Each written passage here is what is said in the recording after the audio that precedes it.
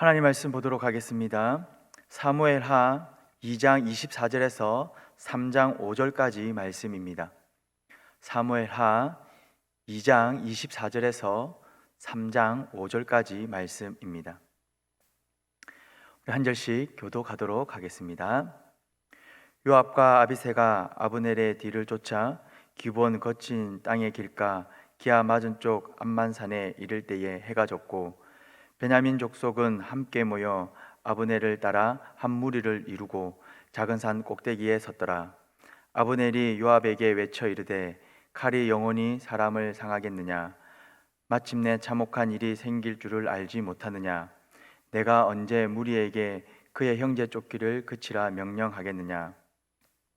요압이 이르되 하나님이 살아계심을 두고 맹세하노니 내가 말하지 아니하였더라면 무리가 아침에 각각 다 돌아갔을 것이요 그의 형제를 쫓지 아니하였으리라 하고 요압이 나팔을 불매 온 무리가 머물러 서고 다시는 이스라엘을 쫓아가지 아니하고 다시는 싸우지도 아니하니라. 아브넬과 그의 부하들이 밤새도록 걸어서 아라바를 지나 요단을 건너 비드론 온 땅을 지나 마하나임에 이르니라. 요압이 아브넬 쫓기를 그치고 돌아와 무리를 다 모으니 다윗의 신복 중에 19명과 아사엘이 없어졌으나 다윗의 신복들이 베냐민과 아브넬에게 속한 자들을 쳐서 360명을 죽였더라. 무리가 아사엘을 들어올려 베들레헴에 있는 그의 조상 묘에 장사하고 요압과 그의 부하들이 밤새도록 걸어서 헤브론에 이를 때에 날이 밝았더라. 사울의 집과 다윗의 집 사이에 전쟁이 오래매 다윗은 점점 강하여 가고 사울의 집은 점점 약하여 가니라. 다윗이 헤브론에서 아들들을 낳았을 때 맏아들은 암논이라. 이스라엘의 여인 아히노암의 소생이요 둘째는 길랍이라. 갈멜 사람 나발의 아내였던 아비가일의 소생이요 셋째는 압살롬이라. 그 술왕 달메의 딸 마아가의 아들이요 넷째는 아도니아라. 학깃의 아들이요 다섯째는 스바다랴 아비달의 아들이요 여섯째는 이드라함이라. 다윗의 아내 에글라의 소생이니 이들은 다윗이 헤브론에서 낳은 자들이더라. 아멘. 우리는 사무엘하 1장에서 사울의 죽음을 듣고 슬퍼하는 다윗의 모습을 보았습니다. 인간적으로는 슬픈 일이지만 이제 다윗은 왕이 됨에 있어서 큰 걸림돌이 없기 때문에 왕위에 오르는 그 일은 쉽게 진행될 수 있었습니다. 그런데 다윗이 사울이 죽고 난 이후에 바로 왕이 되지 않습니다. 무려 7년이라는 세월이 걸려서 다윗은 왕위에 오르게 됩니다.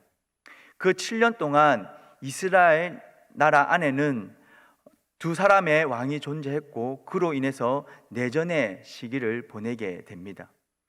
사울의 집안에는 사울의 막내 아들인 이스보셋이 살아 있었고 사울의 군대 장관이었던 아브넬이 있었습니다.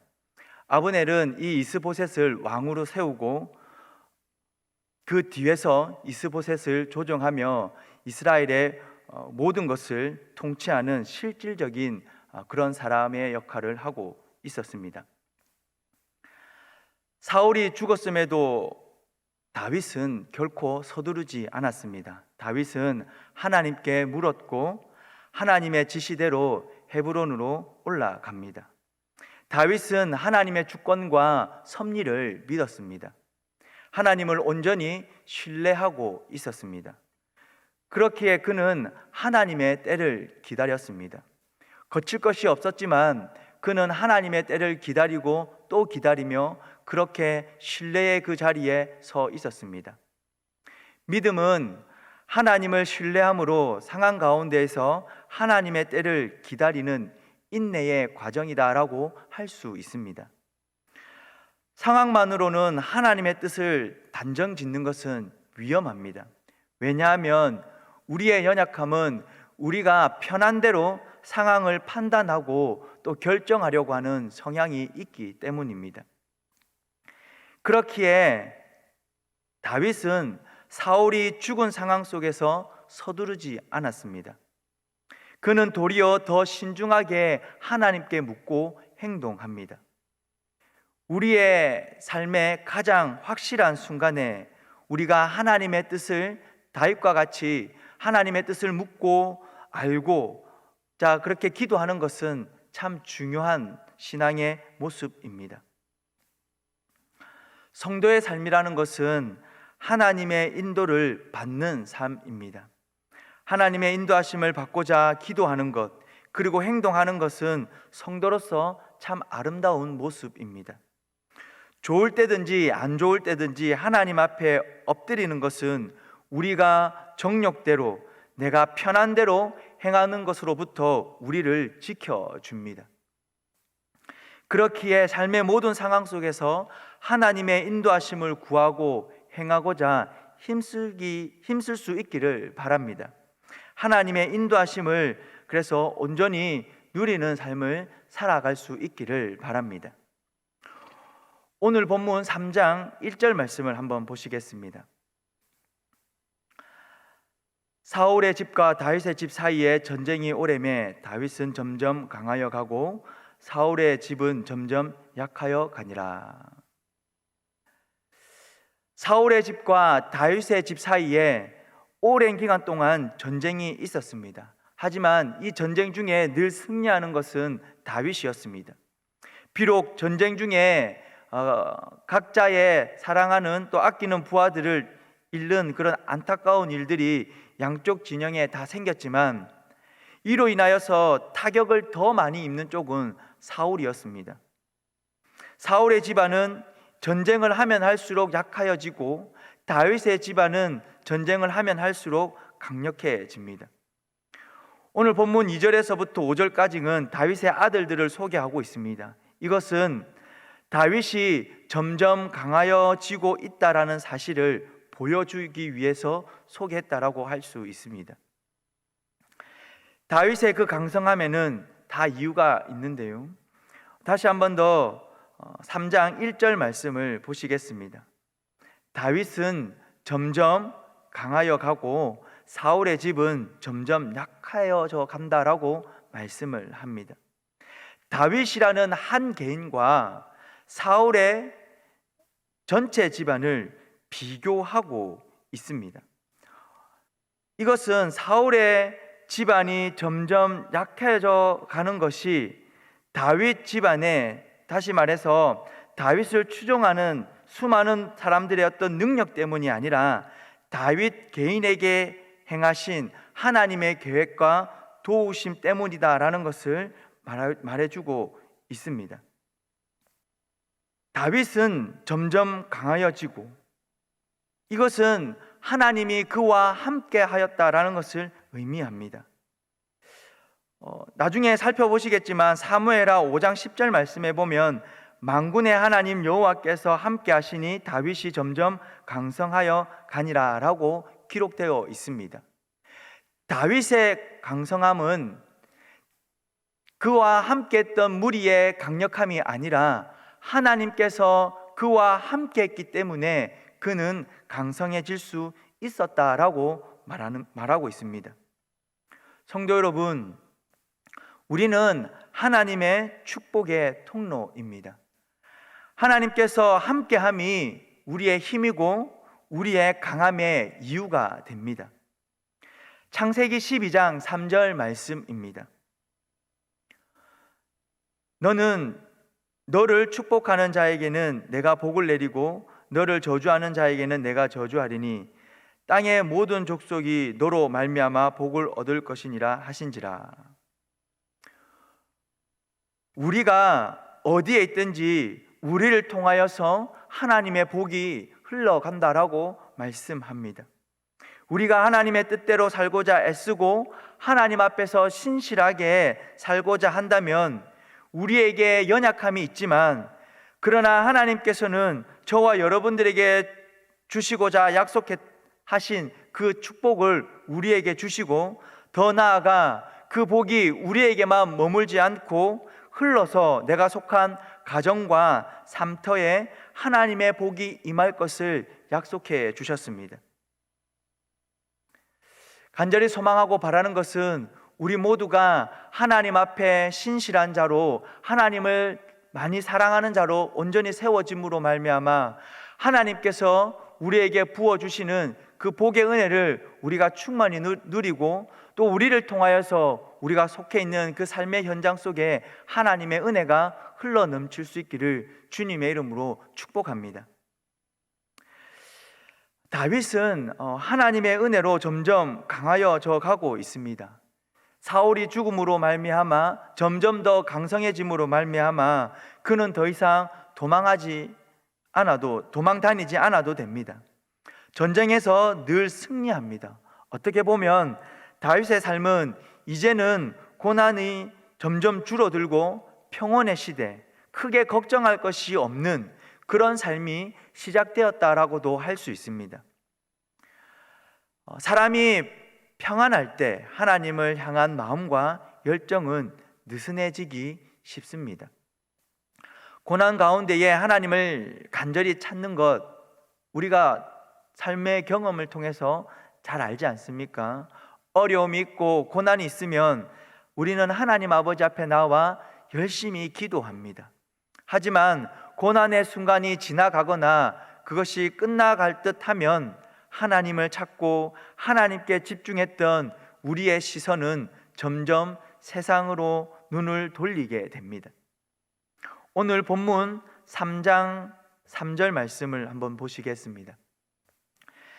뒤에 보면 셋째는 압살롬이라 그술왕 달메의 딸 마아가의 아들이요 라는 말씀이 있는데요, 이 그술이라는 것은 사울의 집안을 견제하기 위해서 지리적으로 굉장히 중요한 곳이었습니다. 다윗이 그술의 왕의 딸과 결혼했다라는 것은 사울의 집안을 견제하기 위해서 정치적으로 어떤 이유를 가지고, 목적을 가지고 결혼을 했다라는 말입니다. 다윗은 상황이 좋아졌더라도 여전히 하나님께 시선을 집중해야 했습니다. 주변의 힘을 의지하지 않고 하나님을 의지했던 그 상태를 계속해서 유지했어야 합니다. 하지만 어떻습니까? 점점 강성하여지니 자신의 인생의 고난이었던 사울이 없어지고 보니 그는 시선이 조금씩 세상을 향해져 가고 있었습니다. 그렇게 한 결과가 어떻게 됩니까? 압살롬을 낳게 되는데요, 나중에 잘 알다시피 이 압살롬의 반역으로 다윗은 큰 어려움을 겪게 됩니다. 성도 여러분, 우리가 어려울 때 하나님을 찾는 것도 참 중요합니다. 하지만 우리가 평안할 때도 하나님께 집중하고 힘쓰는 것도 너무나 중요합니다. 아이가 부모에게 시선을 두지 못할 때에 길을 잃는 것처럼 우리가 하나님께 시선을 두지 못하면 세상의 방법에 시선을 두게 됩니다. 그래서 성도로서의 삶이 아닌 세상의 사람들의 모습의 그 방법대로 살아가려고 하는 우리의 연약함이 드러나게 됩니다. 결국은 성도로서의 삶은 어려움을 겪게 될 수 있다라는 것입니다. 바라기는 언제나 하나님을 신뢰하고 하나님을 의지하며 하나님을 바라봄으로 영육간에 점점 더 강성하여지는 그런 하나님의 축복의 은혜를 온전히 누릴 수 있기를 주님의 이름으로 축복합니다. 기도하겠습니다. 살아계신 하나님 아버지, 은혜를 감사합니다. 하나님께서 우리의 삶에 모든 것을 주관하여 주실 줄 믿습니다. 저희 삶의 모든 순간에 하나님의 인도하심이 있음을 믿고 그것을 신뢰함으로 하나님께 모든 것을 묻고 행하는 우리의 모습들이 있게 하여 주시옵소서. 성령 하나님의 명확한 인도하심을 받고 육신의 욕심을 따라 살아가지 않게 하여 주시옵소서. 상황만을 바라보고 판단하지 않고 하나님의 주권적인 때를 기다리는 지혜와 인내를 주시옵소서. 하나님의 말씀에 정확한 인도하심을 따라 순종하며 살아가는 우리의 삶이 되게 하여 주시옵소서. 살아계신 하나님, 지금 태풍으로 인하여서 온 나라가 긴장하고 또 하나님 어려움 중에 있습니다.